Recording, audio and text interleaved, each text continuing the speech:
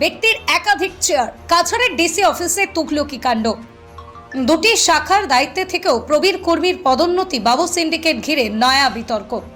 রাজ্য সরকার সবসময় দুর্নীতিমুক্ত প্রশাসন বা ট্রান্সপারেন্ট গভর্নেন্সের কথা বলে আসছেন, কিন্তু প্রশাসনিক কাঠামোর নিচু স্তরে অবাধে চলছে অনিয়ম, সরকারি নির্দেশের অবমাননা, এক কথায় যথেচ্ছাচার। কাছাড়ের জেলা শাসকের কার্যালয়ে একটি প্রভাবশালী শক্তি বহুদিন ধরেই সমান্তরাল প্রশাসন চালাচ্ছে বলেই অভিযোগ।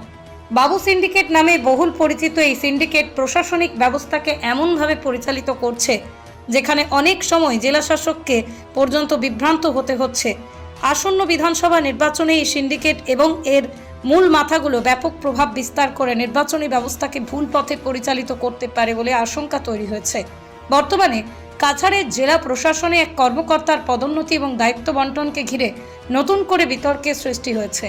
সরকারি নথি, নির্বাচন সংক্রান্ত দায়িত্ব বন্টনের চিঠি এবং পূর্ববর্তী নির্দেশিকার আলোকে প্রশ্ন উঠেছে, একজন কর্মকর্তা কি একই সময়ে একাধিক প্রশাসনিক পদে যুক্ত থাকতে পারেন? বিষয়টি নিয়ে ইতিমধ্যেই নাগরিক মহল ও প্রশাসনিক পর্যবেক্ষকদের মধ্যে আলোচনা শুরু হয়েছে। সরকারি নথি অনুযায়ী চলতি বছরের 23শে জানুয়ারি অসম সরকারের জেনারেল অ্যাডমিনিস্ট্রেটিভ বিভাগের কমিশনার ও সচিব MS মানিভান্নানের জারি করা এক নোটিফিকেশনে জেলা শাসক কার্যালয়ে senior district administrative assistant Prabir Kumar কর্মীকে অ্যাডমিনিস্ট্রেটিভ অফিসার পদে নিয়োগ করা হয়। সরকারি নথিতে এটিকে পদোন্নতি হিসেবে উল্লেখ করা হলেও আগের পদ অর্থাৎ সিনিয়র ডিস্ট্রিক্ট অ্যাডমিনিস্ট্রেটিভ অ্যাসিস্ট্যান্ট পদ থেকে আনুষ্ঠানিক অব্যাহতি, দায়িত্ব হস্তান্তর কিংবা পদটি শূন্য ঘোষণার বিষয়ে স্পষ্ট উল্লেখ করা হয়নি। এদিকে প্রবীর কুমার কর্মীর পদোন্নতির পরও তাকে সিনিয়র ডিস্ট্রিক্ট অ্যাডমিনিস্ট্রেটিভ অ্যাসিস্ট্যান্ট হিসেবে উল্লেখ করে নোটিশ জারি করে যাচ্ছেন জেলা শাসক। এ নিয়ে নতুন করে বিতর্ক ঘনীভূত হয়েছে। চলতি ফেব্রুয়ারিতে জেলা শাসকের জারি করা নির্বাচন সংক্রান্ত একাধিক চিঠিতে এটা উল্লেখ রয়েছে। বিধানসভা নির্বাচনের জন্য তৈরি ইলেকশন ম্যানেজমেন্ট সেল গঠনের আদেশে বিভিন্ন কর্মকর্তার নামও অন্তর্ভুক্ত করা হয়, তাই তালিকায় প্রবীর কুমার কর্মীর নাম সিনিয়র ডিস্ট্রিক্ট অ্যাডমিনিস্ট্রেটিভ অ্যাসিস্ট্যান্ট পদবি সহ অন্তর্ভুক্ত থাকায় বিতর্কের সৃষ্টি হয়েছে। অর্থাৎ পদোন্নতির নোটিফিকেশন জারি হওয়ার পরও তাঁকে পূর্বের পদবি অনুযায়ী দায়িত্ব দেওয়া হয়েছে কিনা তা নিয়ে প্রশ্ন দেখা দিয়েছে। বস্তুত যদি কোনো কর্মকর্তা নতুন পদে যোগদান করেন তাহলে সাধারণ নিয়ম অনুযায়ী তার পূর্বের পদ শূন্য হওয়ার কথা এবং সংশ্লিষ্ট সব নথিতে নতুন পদবি প্রতিফলিত হওয়া উচিত, কিন্তু নির্বাচন সংক্রান্ত নথিতে পুরনো পদবি উল্লেখ থাকায় প্রশাসনিক সমন্বয় ও নথিপত্রের যথার্থতা নিয়ে সন্দেহ দেখা দিয়েছে। একটি সূত্রে জানা গেছে, জেলাশাসক কার্যালয়ের নাজারাত এবং জেলা নির্বাচনী শাখার বড়বাবু পদেও নাকি একই সঙ্গে দায়িত্ব পালন করে যাচ্ছেন প্রবীর কুমার কর্মী। দীর্ঘদিন ধরে এভাবে একছত্র আধিপত্য কায়েম রেখে ডিসি অফিসকে কার্যত নিজের ব্যক্তিগত প্রতিষ্ঠান হিসেবে পরিচালনা করে যাচ্ছেন বলে অভিযোগ। কিন্তু 2024 সালের 16ই সেপ্টেম্বর অসম সরকারের পার্সোনাল ডিপার্টমেন্ট একটি অফিস মেমোরান্ডাম জারি করে, যেখানে স্পষ্টভাবে বলা হয় কোনো ব্যক্তি একাধিক পদের জন্য যোগ্য বিবেচিত হলেও সর্বোচ্চ গ্রেড পের একটিমাত্র পদেই তাকে সুপারিশ করা হবে। এই নির্দেশিকার মূল উদ্দেশ্য ছিল প্রশাসনিক স্বচ্ছতা বজায় রাখা, শূন্য পদ কমানো। কিন্তু প্রবীর কুমার কর্মীর ক্ষেত্রে সেই নির্দেশ কেন অমান্য হচ্ছে তার কারণ অজানাই থেকে গেছে।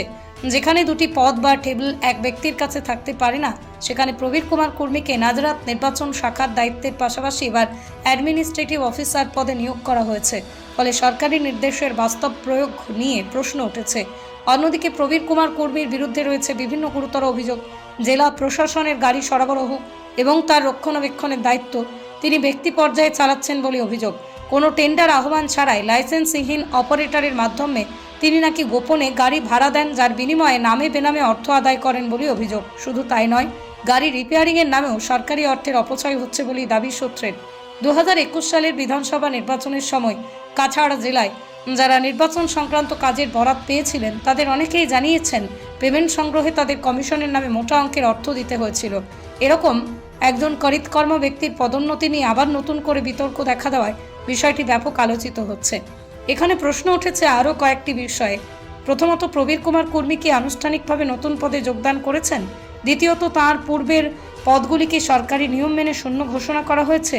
তৃতীয়ত, যদি তিনি একই সময়ে 3 ধরনের প্রশাসনিক দায়িত্বে যুক্ত থাকেন তবে তা কি 2024 সালের নির্দেশিকার উদ্দেশ্যের সঙ্গে সাংঘর্ষিক নয়? এই প্রশ্নগুলোর স্পষ্ট উত্তর এখনও সরকারিভাবে সামনে আসেনি।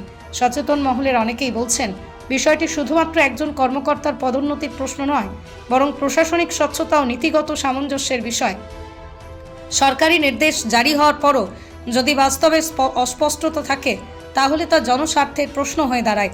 তাদের মতে কাছাড় জেলা প্রশাসনের পক্ষ থেকে আনুষ্ঠানিক ব্যাখ্যা দেওয়া হলে পরিস্থিতি পরিষ্কার হতে পারে। এ নিয়ে প্রশাসনের ভিতরেও নীরব আলোচনা চলছে বলেই জানা গেছে। কেউ কেউ মনে করছেন এটা কেবল নথিগত অসামঞ্জস্য হতে পারে, আবার অন্যদের মতে বিষয়টি নিয়ম প্রয়োগের প্রশ্নও তুলে দিচ্ছে। সমগ্র ঘটনায় এখন সবচেয়ে গুরুত্বপূর্ণ বিষয় হয়ে দাঁড়িয়েছে সরকারি ব্যাখ্যা।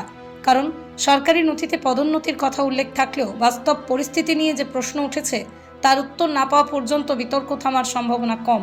এছাড়া প্রবীর কুমার কর্মীর একই সঙ্গে 3টি শাখার দায়িত্বে থাকাটাও নিয়ম বহির্ভূত কিনা সেটাও স্পষ্ট হওয়া জরুরি।